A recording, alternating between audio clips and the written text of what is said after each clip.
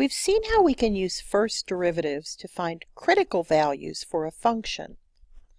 The critical value exists if the function exists at that point and the first derivative at that point is equal to 0 or does not exist.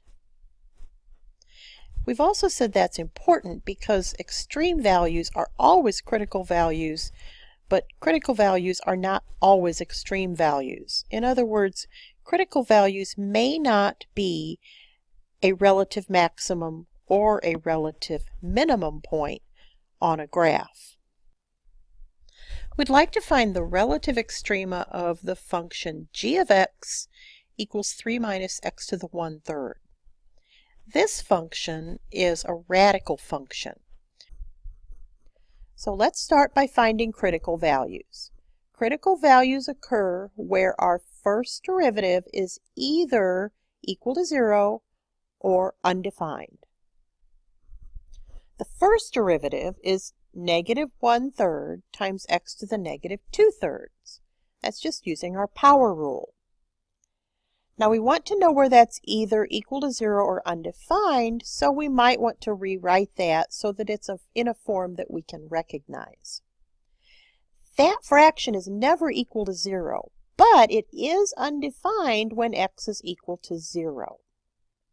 The first derivative is undefined at x equals 0, but 0 is only a critical value if our function is defined there. In other words, do we really have a point where x is 0? So we have to look back at our original function, g of x. Is g of x defined when x equals 0?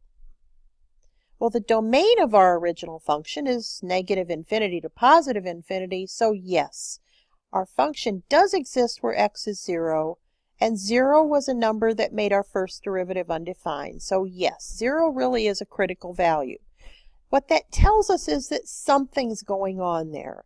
It may or may not be a relative maximum or a relative minimum, but we're going to notice something in the graph there. Step 2, find the sign of the first derivative in the intervals defined by the critical value. So the only critical value was 0. The intervals on either side of that critical value are negative infinity to 0 and 0 to infinity. We'll make a table to organize the information. We have two intervals that are defined by our critical value, and in each of those intervals we can certainly find a number that lives inside that interval. So negative 1 is in the interval from negative infinity to 0, and 1 is in the interval from 0 to infinity. Remember, we can pick any number in the interval. There's nothing magical about either of these numbers. We could just as easily have picked 10 out as being a number between 0 and infinity. But we want to pick out numbers that are going to be easy to use when we substitute them in for x in our derivative. So in our first interval, we can look at negative 1 over 3 times the cube root of negative 1 squared, which is negative. Now think about it. Negative 1 squared is 1.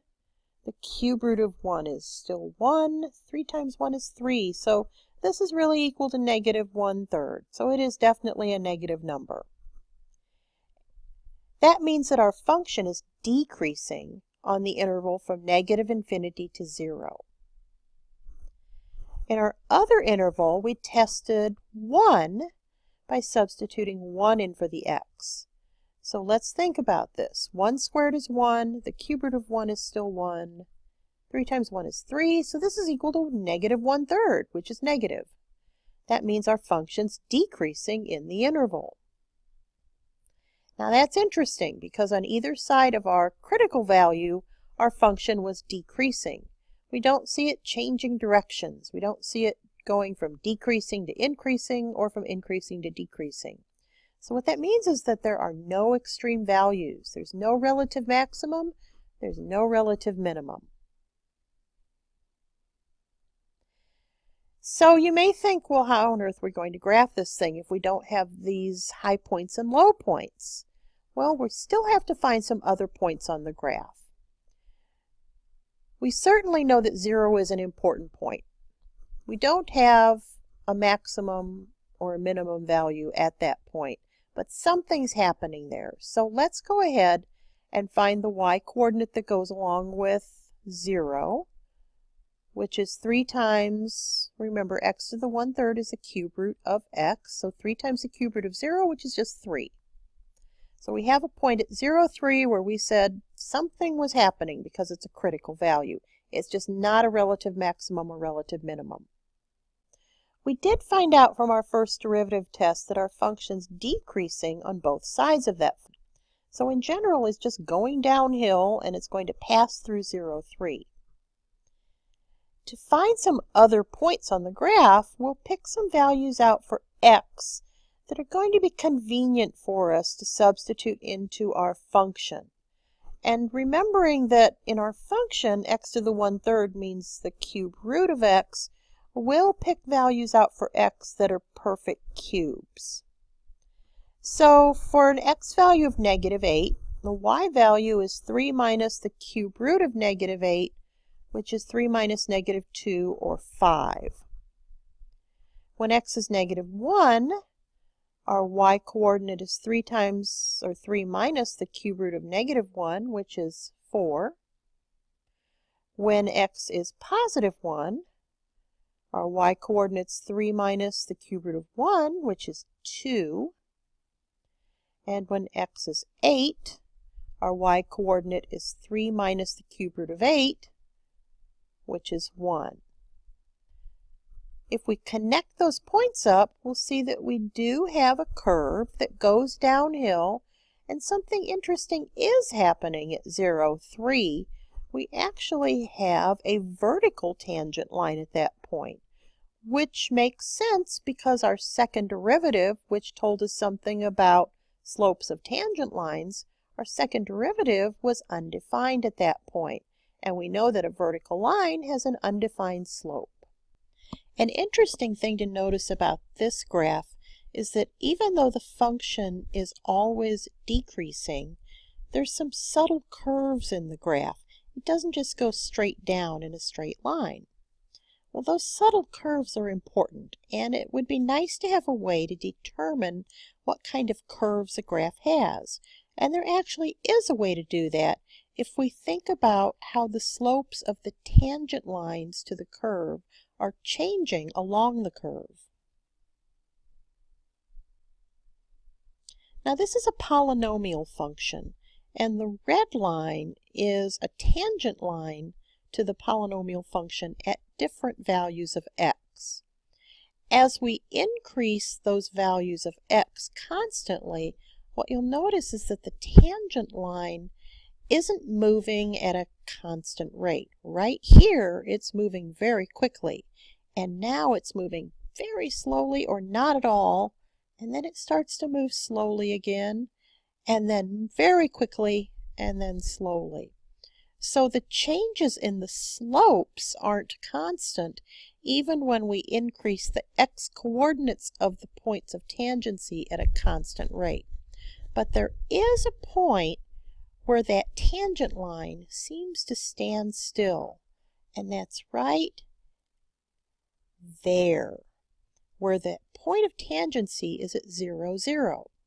Now that ends up being a really important point on this particular graph, and as we graph our functions, we'll find that looking for those points along the graph where the tangent lines aren't changing at all is going to help us figure out those subtle curves on the graph. So here's what we're going to look at to figure out where those subtle curves are. So suppose we have a function that does have a derivative at every point along some interval on that graph. Then we can say that the function is concave up on that interval if the second derivative is greater than 0 on that interval. And we'll say that the function is concave down if the values of the second derivative for those x-coordinates on that interval is less than 0, is negative. Now what I'd like you to really focus on is the curves that you see under those definitions. The one on the left is a curve that's concave up. Sometimes when we think about curves that are concave up, we think of them almost like a bowl that can hold water. And if you look at the curve on the right, the one that's concave down, sometimes we think of that almost like an umbrella, something that would shed water. So as we look at our graphs and as we make our graphs, we're going to think about how we can make a curve that is either concave up or concave down to connect the points on the graph. Now here's a polynomial function that's been graphed, and as you can see, it has lots of curves in it. All of the red parts of this graph would be considered parts that are concave up, parts where the second derivative for all the x coordinates on those red parts is greater than 0, is positive. And all of the blue parts on this graph would be considered concave down. That is, if we substitute the x coordinates for those points into the second derivative, we'll get negative values. Now you'll notice that there are places where our graph is changing from blue to red or red to blue, from concave down to concave up or concave up to concave down. If the concavity changes along a graph, then we say the point where the concavity changes is called an inflection point. And on this graph, these 3 points would be considered inflection points. They're points where the second derivative of the function at those x coordinates is equal to 0. Now we're still going to find relative extrema. We're still going to find relative maximum and relative minimum points, but we're going to use the concavity to make those subtle curves in the graph. Now, since this is a polynomial function, the graph is going to be continuous. We'll have no points of discontinuity. We're going to look for critical values by finding the first derivative of the function, setting that first derivative equal to 0, and solving it for all x values that will become 0 in our first derivative. So we have 2 points where x is -1 and where x is +1, where we might have a relative maximum or a relative minimum. So we're going to look at the intervals that those 2 points break our domain into, and we're going to test the signs of our first derivative in each of those intervals. So -1 and 1 break our domain into the interval from -∞ to -1, and from -1 to 1, and from 1 to infinity. Test values in those intervals could be something like -2 and 0 and 2. And what we'll do is look at the sign of the first derivative in each of those intervals. So for -2, we can think of the sign of 3 times -2 plus 1 times -2 minus 1, which would be positive because that would be a positive times a negative times a negative.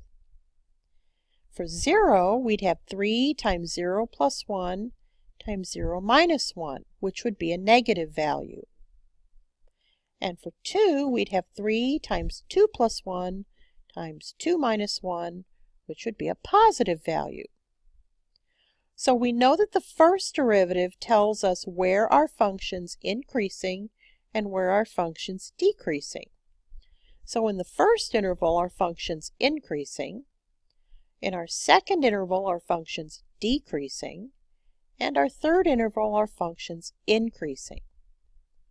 And since we do have some sign changes, and our function does exist at those points where the changes are taking place, we know that we're going to have a relative maximum at -1 and a relative minimum at +1.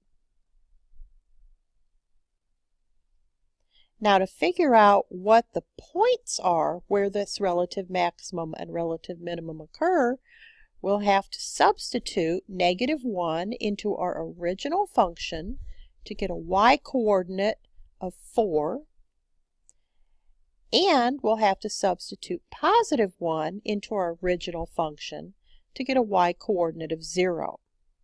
So now we have 2 points that we can graph where we know something important happens, a relative maximum and a relative minimum. So our graph so far has these 2 points on it, although we do know that it's increasing and then decreasing and then increasing. What we don't know are those subtle curves between the 2 points. So let's use the second derivative to find the concavity of the function. First derivative, remember, was 3x squared minus 3. The second derivative is 6x. Now what we'll look for are points where the second derivative is equal to 0. So 0 is a place that could be an inflection point. To determine if it's an inflection point, we'll think of the interval to the left and to the right of 0, and we'll look for the sign of the second derivative in each of the intervals. We'll need to find a test value in each of those intervals, so -1 and +1 would work. And what we're going to test is the sign of the second derivative at each of those test values. So when x is -1, the second derivative is 6 times -1, which is negative. And when x is +1, the second derivative is 6 times +1, which is positive. Now all of this looks like exactly what we did to determine where the function was increasing and decreasing using the first derivative. And procedurally it is exactly the same thing. But since we're looking at the second derivative, that means that we're looking for concavity of our function. From -∞ to 0, our function is concave down because the second derivative was negative there. And from 0 to infinity, our function is concave up because our second derivative was positive. That means we do have an inflection point where x is 0. And to find the y-coordinate that goes along with that x-coordinate of 0, we'll have to substitute that value of 0 into our original function. So what we find is that the inflection point is at 0, 2. So 0, 2 is something important to graph. We will go ahead and graph it. It's our inflection point. And now we have to think about the concavity. What we knew was that from -∞ to 0, our function was concave down. And from 0 to infinity, our function is concave up. You'll notice that we did remember that the points -1, 4 and 1, 0 were important. They were a relative maximum and a relative minimum. So what else do we need to do to make our graph? Well, we'll still find a few more points. So we're still going to make a table of values and just kind of fill in the points around the relative maximum, the inflection point, and the relative minimum. And once we've got a few more points, we can go ahead and make a really good graph of our function. This is the second derivative test for finding relative maximums and relative minimums. Basically what it says is that if we can differentiate a function on an interval, and we have a critical value for which the first derivative is equal to 0 at that critical value, then we know there's a horizontal tangent there. But we'd like to know if that horizontal tangent is there because it's a relative maximum or a relative minimum. If the second derivative is positive for that critical value, then we know we have a relative minimum at that point. That's because we're looking at a curve that's doing something like this. If the second derivative is positive at that point, then we must have a curve that's concave up, which would mean that that critical value must be the low point for that part of the curve that's concave up. And if the second derivative at that critical value is negative, then we must have a relative maximum. And that's because we know that we have a horizontal tangent at that point, but because the curve is concave down, and we know that because the second derivative is negative, then that only can happen if that point of tangency is the high point on that curve. So let's see how we can use the second derivative test to find critical points for this function. We still need to find a first derivative and set it equal to 0 and find all values of x for which the first derivative is equal to 0. Now, since this is a polynomial function, we know that it's continuous. We know that the function does exist at these points. So we know that we have either a relative maximum or a relative minimum at each of these points. The second derivative test can be used to figure out if those x-coordinates are a maximum or a minimum. This was our first derivative. This is our second derivative. Now the two critical values were -3 and +1. So if we look at the value of the second derivative at -3, we get a value of -12. In other words, the function is concave down at that point. So that point has to represent a high point on our curve, which would be a relative maximum. And our second derivative at 1 has a value of 12, which is positive. So we know that at the point where x is 1, our curve has to be concave up, which means that this point has to represent a low point on our graph, which would make it a relative minimum. Now, if we're graphing this function using the second derivative test, so far what we would know is this. We have a relative maximum at -314 because our function is concave down around that point, and we have a relative minimum at 1, -18 because our function is concave up around that point. We'd still have to plot a few more points in order to connect up what we have so far. And if we did that by just substituting some values of x in our function, we would end up with a graph that looks something like this. Keep in mind that the second derivative test is really just an alternative to graphing and finding our relative extreme points. We can still use our first derivative test instead of the second derivative test to find relative maximum points and relative minimum points. So as you can see, knowing something about first and second derivatives can help us go beyond just putting numbers in a function, getting numbers back out, and plotting points. We actually can determine something about the shape of the function by looking at those derivatives.